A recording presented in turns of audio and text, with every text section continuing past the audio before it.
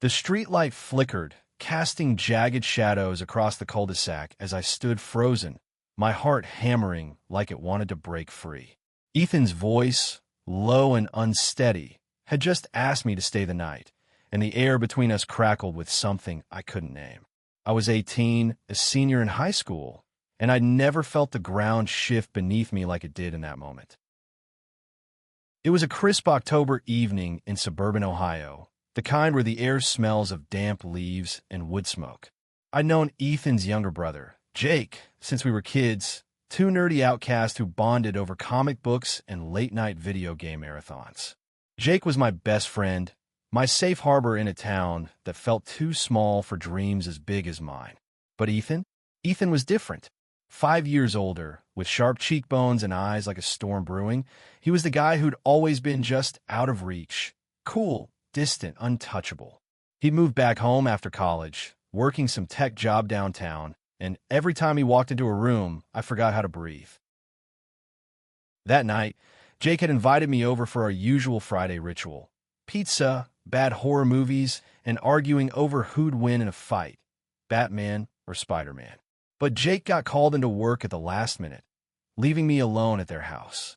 I was about to head home when Ethan, leaning against the kitchen counter with a beer in hand, said, "You don't have to go, Caleb. Stay over. We can hang out." Hang out. 2 words that shouldn't have meant anything, but somehow carried the weight of 1,000 unspoken things.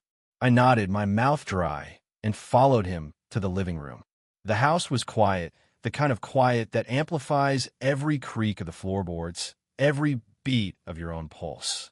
Ethan flipped on the TV, but neither of us paid attention to the flickering screen. We talked about nothing at first, just music and movies, but then the conversation shifted. He asked about my plans after graduation, about the art school I dreamed of attending in New York. I told him how I felt trapped in this town, like I was suffocating under the weight of everyone's expectations. "You're braver than you think," he said, his voice soft but sure. "Most people here just settle. You won't." His eyes locked on mine, and I felt exposed, like he could see every fear I'd ever buried. I didn't know how to respond, so I just sat there, clutching a couch cushion like it was a lifeline. The hours slipped away, and the conversation grew heavier, more intimate. Ethan told me about his college years, about the pressure of being the perfect son in a family that didn't know how to bend. His dad, a stoic mechanic with a temper, had always expected Ethan to follow in his footsteps, to stay close and live the life laid out for him. But Ethan had other dreams, ones he'd never shared with anyone, not even Jake. "I wanted to be a writer," he admitted, staring at the ceiling. "But I let that go. Too risky, you know." I didn't know what possessed me to say it, but the words spilled out before I could stop them. "It's not too late, Ethan. You're only 23. You could still do it." He looked at me then, really looked, and something in his expression shifted, like a wall crumbling. For the first time, I saw vulnerability in those storm-gray eyes. We were sitting closer now, the space between us shrinking with every word. The TV droned on, forgotten, as the air grew thick with tension. My heart raced, and I wondered if he could hear it. Then, out of nowhere, he reached out and brushed a strand of hair from my forehead. His touch was light, barely there, but it sent a jolt through me like I'd been struck by lightning. "Caleb," he said, his voice barely above a whisper, "why do you make me feel like this?" I didn't know what he meant, but I felt it too, a pull, a current dragging us toward something dangerous and beautiful. I opened my mouth to speak, but no words came. Instead, I leaned in just a fraction, and he mirrored me. Our faces were inches apart, and the world narrowed to the space between us. Then the front door slammed open. Jake's voice cut through the haze, loud and oblivious. "Yo, Caleb, you still here?" I jerked back, my face burning, as Ethan stood up, running a hand through his hair. The moment shattered, but the ache it left behind lingered, sharp and undeniable. Jake bounded into the room, oblivious to the tension, and started rambling about his shift at the diner. I forced a smile, but my mind was reeling. What had just happened? And why did it feel like everything had changed? That night, I lay awake in the guest room, staring at the ceiling. Ethan's words echoed in my head, and the memory of his touch burned against my skin. I didn't know what it meant, but I knew one thing for sure. I wasn't the same person I'd been when I walked into that house. Something had shifted, and there was no going back. The next morning, the kitchen smelled of coffee and bacon, but the air felt heavier than it should have. Ethan was at the stove, flipping pancakes, acting like nothing had happened. I sat at the table, picking at my plate, my mind replaying that almost moment on the couch. Had I imagined the intensity in his eyes, the way his fingers lingered? Jake was there too, scrolling through his phone, completely unaware of the storm brewing inside me. I wanted to talk to Ethan to ask what he'd meant, but every time I opened my mouth, the words caught in my throat. He glanced at me once, a quick flicker of something unreadable, before turning back to the stove. It was maddening. How could he be so calm when I was unraveling? School on Monday was a blur. I sat through classes, doodling in the margins of my notebook, unable to focus. My friends noticed I was off, but I brushed them off with excuses about college applications. The truth was, I couldn't stop thinking about Ethan. I'd always known I was different, that the crushes I had didn't line up with what everyone else seemed to feel. But this was new, raw, and terrifying. Ethan wasn't just a crush. He was a force, pulling me toward a truth I wasn't sure I was ready to face. By Wednesday, I couldn't take it anymore. I texted Jake, saying I was coming over to study, but really, I just needed to see Ethan. When I got to their house, Jake was sprawled on the couch, surrounded by textbooks. Ethan was in the garage, working on his dad's old motorcycle. I made an excuse about grabbing a soda and slipped out to find him. He was crouched by the bike, grease smudged on his cheek, his flannel shirt rolled up to his elbows. The sight of him made my chest tighten. "Hey," I said, my voice shakier than I wanted. He looked up, surprised, then smiled, a small, private smile that made my knees weak.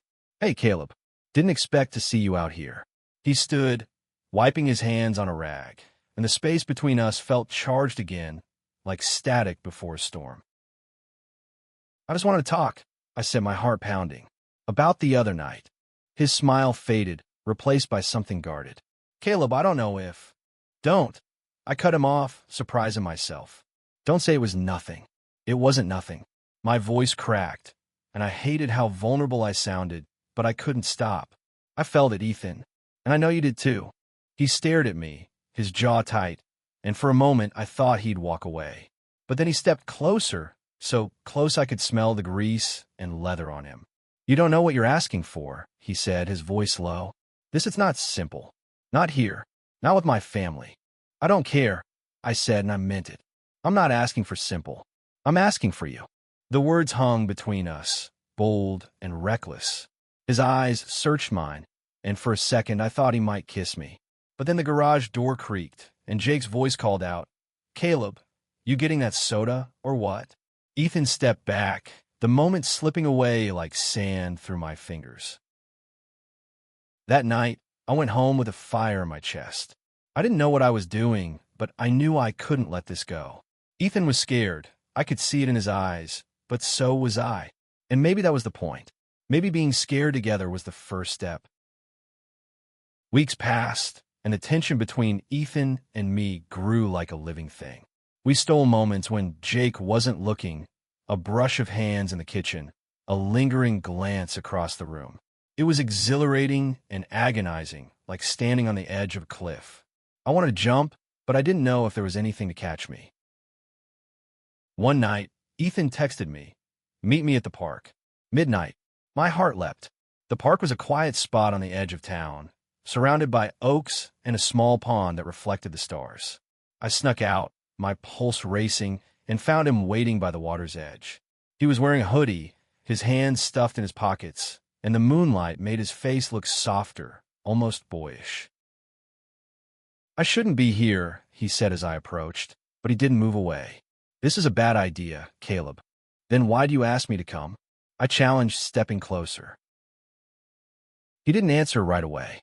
Instead, he pulled me behind a tree, out of sight from the road. Because I can't stop thinking about you, he admitted, his voice raw. And it's driving me crazy. Before I could respond, he kissed me. It was fierce and desperate, like he'd been holding it back for years. My hands found his face, his stubble rough against my palms, and for the first time, I felt like I was exactly where I was supposed to be. The world melted away, the town, the fear, the expectations. It was just us, tangled in the dark, stealing a moment that felt like it could break the universe. But the universe had other plans. Headlights swept across the park, and we broke apart, breathless. It was just a passing car, but it was a reminder of how exposed we were. Ethan's face was a mix of longing and fear. "We can't do this here," he said. "Not like this." "Then where?" I asked, my voice shaking. "When?" He didn't have an answer, and that silence cut deeper than anything. We walked back to our houses separately, the night heavy with unspoken promises. I didn't sleep that night. I couldn't. The memory of his lips on mine was a fire I couldn't put out. The secret we carried was a weight and a thrill all at once. Ethan and I found ways to see each other, late-night drives, quick meetings at the edge of town. Each moment was stolen, precious, and laced with the fear of being caught. Jake started to notice I was distracted, but I dodged his questions, hating myself for lying to my best friend. Then came the night that changed everything. Ethan's dad threw a barbecue for the neighborhood, and the backyard was packed with people. I was there, helping Jake set up tables, when I caught Ethan's eye across the crowd. He was talking to some family friend, but his gaze kept flickering to me. It was reckless, but I couldn't look away either.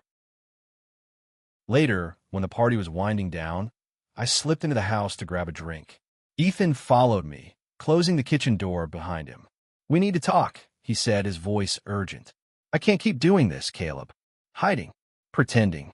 "Then don't," I said, my heart in my throat. "Tell Jake. Tell your dad. Tell the world." He laughed, bitter and sharp. "You think it's that easy? My dad would lose it. This town would eat us alive." "I don't care about the town." I snapped, louder than I meant. "I care about you. Isn't that enough?" He stared at me, and for a moment, I thought I'd pushed too far. But then he grabbed my hand, pulling me into the pantry out of sight. "You're enough," he whispered, his forehead pressed against mine. "But I'm not brave like you." Before I could argue, the door swung open. Jake stood there, his face pale. "What the hell is this?" he demanded, his voice shaking with betrayal. Ethan stepped back, his hands raised, but the damage was done. Jake stormed out, and I felt my world crack in two. The fallout was brutal. Jake wouldn't talk to me, and Ethan was a ghost, avoiding me at every turn. I felt like I'd lost them both, and the loneliness was suffocating. But worse was the guilt, knowing I'd hurt my best friend, knowing I'd pushed Ethan into a corner he wasn't ready for. I confronted Jake at school, cornering him in the parking lot. "I'm sorry," I said, my voice breaking. "I didn't mean for this to happen." "You're my best friend, Caleb," he said, his eyes red. "And you lied to me. With my brother." He walked away, and I didn't stop him. I didn't know how. Weeks later, I found Ethan at the park again, sitting by the pond. He looked tired, like he hadn't slept in days. "I told my dad," he said before I could speak. "About us." My heart stopped. What did he say? He's angry, disappointed, but he didn't kick me out. Ethan's voice was steady, but his hands trembled. "I told him I love you, and I'm not taking it back." I didn't know what to say, so I sat beside him, our shoulders touching. "What now?" I asked. "Now we figure out," he said. "Together." It wasn't perfect. Jake and I rebuilt our friendship slowly, with awkward conversations and time. Ethan's dad never fully came around, but he didn't stand in our way. The town whispered, but we learned to ignore it. Ethan started writing again, pouring his heart into stories I knew would change the world someday. And I got into art school, with Ethan cheering me on. That night at the park, under the same stars where we'd first kissed, Ethan took my hand. "You were worth it," he said. And I knew, no matter what came next, we'd face it together. Some nights change you forever, and ours was one of them.